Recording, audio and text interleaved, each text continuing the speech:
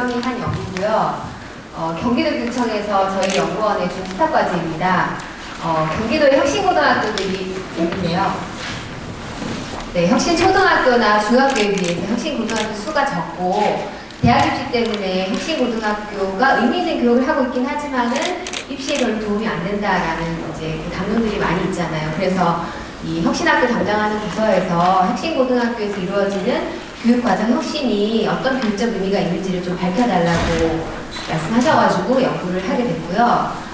여러 학교를 가지는 못했고요. 그 연구 예산이랑 그 기간 제한 때문에 한 학교를 갔습니다. 경기도에 있는 아주 잘하는 혁신고등학교도 아니고 소위 무늬만 혁신학교도 아닌 아주 보통의 일반 고등학교의 모습을 많이 가지고 있는 그런 학교에 들어가서 봤고요. 저희가 이제 면담과 참여 관찰을 하면서 이 학교에서 이루어지고 있는 교육과정 혁신이 어떤 의미가 있고 이런 의미들이 확산되고 심화되고 지속 가능성을 가지려면은 어떻게 돼야 되는지를 모색해 봤습니다. 선생님들 아시겠지만은 교육과정이라는 거는 학교에서 무엇을 왜 어떻게 가르치고 배울 것인가 하는 질문입니다. 이 질문과 관련된 실천과 교육활동을 다 아울러서 교육과정이라고 하는데요. 저희가 생각하기에 이 교육과정이라는 것의 질문은 사실은 학교가 왜 존재하는지 학교의 사회적인 존재와 역할에 대한 질문과 맞닿아 있는 것 같습니다. 그래서 학교 교육의 의미와 가치에 관한 질문이 학교 혁신의 질문이고 저희가 들어갔던 그 사례 학교에서 놓치지 않으려고 했던 질문이었던 것 같습니다. 저희가 연구 진행하고 있을 때 이런 일들이 이제 학교는 교육과정 혁신에서 막 학생들 성장 변화가 이루어지고 있는데 학교 바깥에서 이런 일들이 벌어졌죠. 대통령이 정시를 확대하겠다고 발표를 했고 결과적으로 이제 확대하는 방향으로 변화가 되고 있는데요. 이런 논란들이 있는 과정에서 저희가 연구를 하면서 한편으로는 이제 그 혁신고등학교에 계신 선생님들이 쏟아지는 그런 일들도 있었고 한편으로는 이걸 어떻게 읽어야 되는지 고민했을 때 그 대학 입시제도가 얼마나 공정한지 아닌지에만 집중하는 것, 그것이 사회 지배적인 패러다임이 되어 있다는 것은 사실은 학교가 무엇을 왜 하면서 존재해야 되는지, 교육 과정의 질문이 무엇인지에 대해서 우리가 심각하게 생각하고 있지 않구나라는 것을 발견할 수 있었고요. 사실 이런 게 이제 우리가 혁신학교 하고 있고 혁신교육 10년차가 되었지만은 여기에 쓰여져 있는 이런 것이 교육을 지배하는 패러다임이라고 할 수 있는데 그렇기 때문에 혁신고등학교는 학교 혁신의 최전선에 있는 학교라고 저희는 봤습니다. 무엇을 어떻게 가르치고 배우는가, 수업과 평가, 학교의 일상과 왜 가르치고 배우는지, 학교의 교육 철학이 학생의 변화 성장에 영향을 준다고 저희는 봤고요. 그것이 교육과정 혁신의 핵심이라고 봤습니다. 그래서 이제 저희가 들어간 학교에 수업과 평가는 어떻게 이루어지고 있었는지, 교육 철학은 무엇인지, 그래서 학생들이 그 안에서 어떻게 성장하고 변화했는지를 도출해 봤습니다. 이건 이제 저희가 연구했던 과정이고요. 먼저 봐야 될 게 이제 이 학교에서 이루어진 저희가 이제 그 사례 학교 가명을 별밭고등학교라고 지었는데요. 제가 먼저 고백하자면은 여기 뒤로 가면 또 마루고등학교라고 하거든요. 사실은 처음에 예명을 마루고등학교를 지었는데 이 학교 혁신부장님이 나루고등학교가 있다고 하면서 그 예명 싫어하셔가지고 제가 중간에 바꿨는데 PPT에는 반영이 안 돼서 또 왔다 갔다 하는데 어쨌든 별박고등학교에서 수업 혁신이 이루어졌던 과정을 좀 봤더니 이게 지금 색깔이 이렇게 잘 안 보이는지 모르겠는데 사실은 이제 개별 교사들이 자기 수업을 좋게 만들려고 하는 노력이 이 혁신학교의 교육과정부에서 이것을 제도화하는 것과 만나서 이제 시너지를 이루었다고 저희는 봤습니다. 그러니까 개별 교사들은 교과 연구에 각자 가서 보고 자기도 나름대로 연수받고 수업 혁신하려고 했던 것, 이런 흐름들이 이 학교 안에 있었는데 이것을 혁신학교로서 제도화시켜주고 이게 좋은 흐름이라고 이렇게 권장하고 엮어주는 그런 과정들을 거치면서 수업 혁신이 시너지를 이루었고, 물론 이제 이 학교 굉장히 규모가 큰 학교인데 모든 수업이 다 좋게 이루어졌다고 말할 수는 없습니다. 그렇지만은 수업 혁신의 노력이 권장받고 있고 이것이 좋은 방향이다라는 것이 이 학교의 되게 지배적인 문화였다라는 것을 알 수 있었습니다. 이 별박고등학교 수업 특성을 이렇게 4가지 차원으로 분석해봤습니다. 관계, 지식, 배움 공간으로 봤는데 관계로 보면은 교육적 관계가 형성되어 있더라. 교사와 학생 간의 신뢰관계가 있고요. 학생과 학생 간에 가르치고 배우는 단계도 이미 이제 털을 잡고 있다라는 걸 볼 수 있었고, 지식은 문제 풀이를 위해서 공식을 외우는 게 아니고 원리를 이해하는 걸 되게 중요하게 여기는 수업들이 많이 있었고, 교실 지식을 삶과 연결시키려고 하는 노력들을 선생님들이 하고 계시더라. 그리고 배움의 측면에서 봤을 때는 이 학교 선생님들이 자기 수업을 좋게 만들려고 노력하다 보니까 사실은 모둠 수업, 활동 중심 수업, 참여 중심 수업을 하시더라고요. 이 학교 맥락을 약간 설명드리면은 아파트촌이 많은 중산층이 밀집되어 있는 곳이기 때문에 학생들이 대부분 사교육을 받습니다. 그래서 선생님이 강의식으로 수업을 하면은 집중을 잘 하지 않는 거예요. 왜냐하면 선행학습 다 하고 오는 친구들이기 때문에. 그래서 선생님들이 어떻게 하면 수업을 좋게 바꿀까를 생각했을 때 이 학교, 별박고등학교 학생들한테 맞는 수업은 참여중심 수업이라는 거를 이제 도출을 하신 거죠.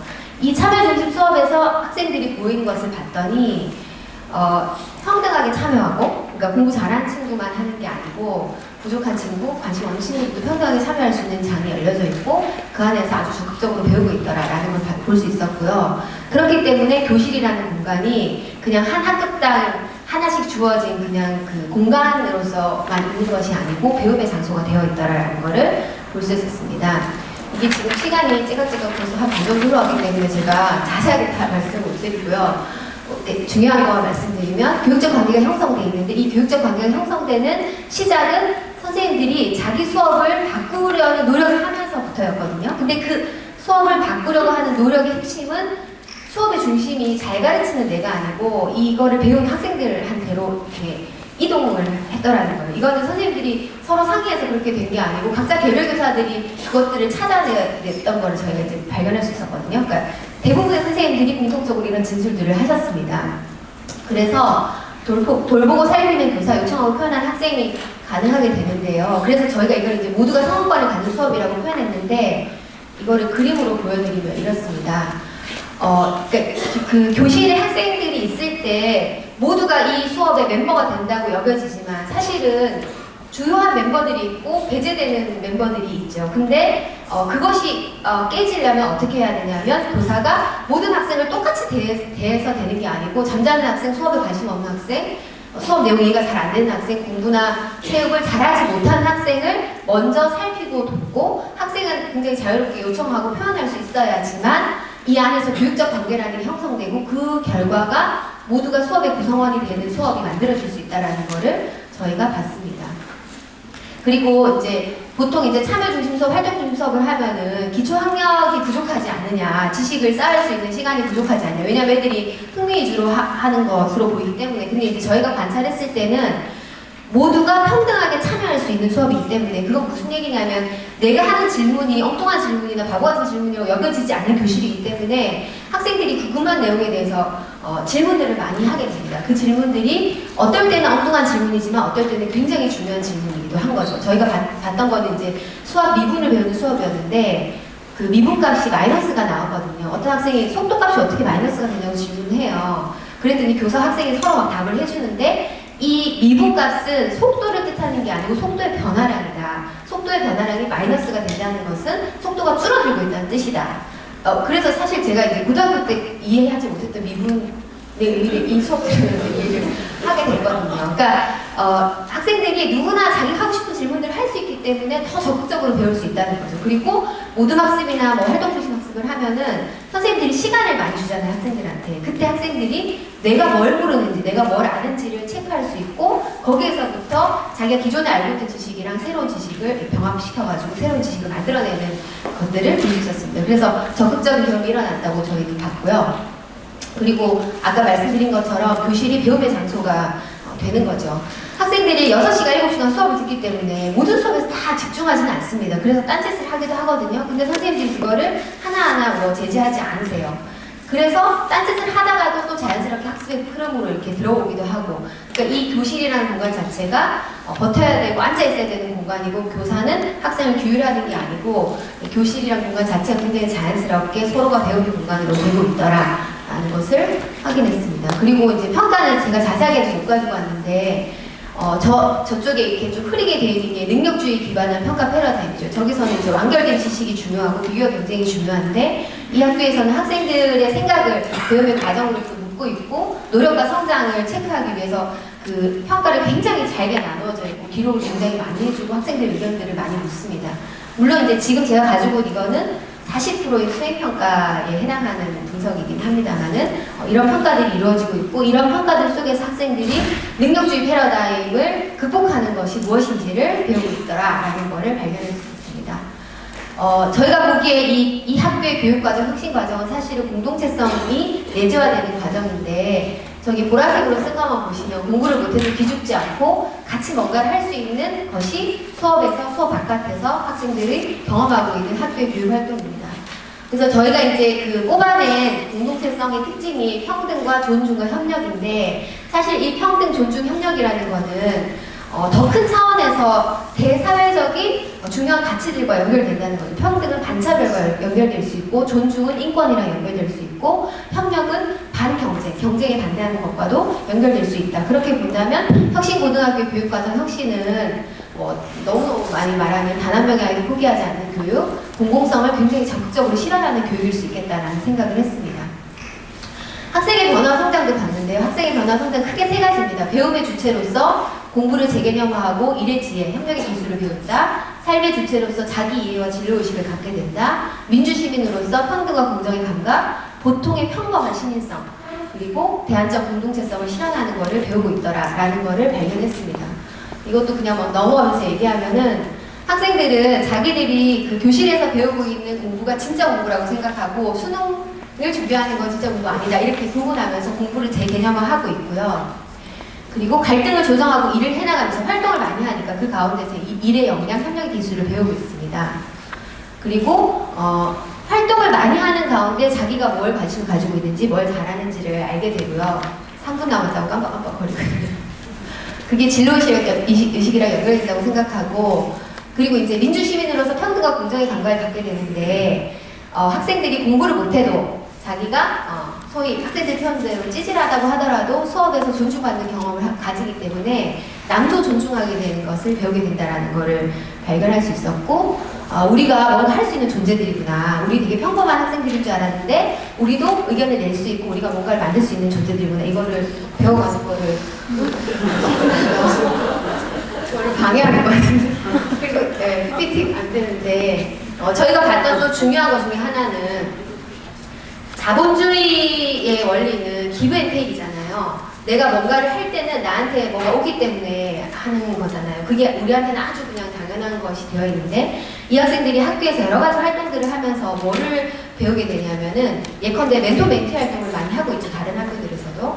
이 학교에서 멘토들한테 보상을 하지 않습니다. 그런데 보람을 느끼면서 하는 모습들을 볼 수 있었고요.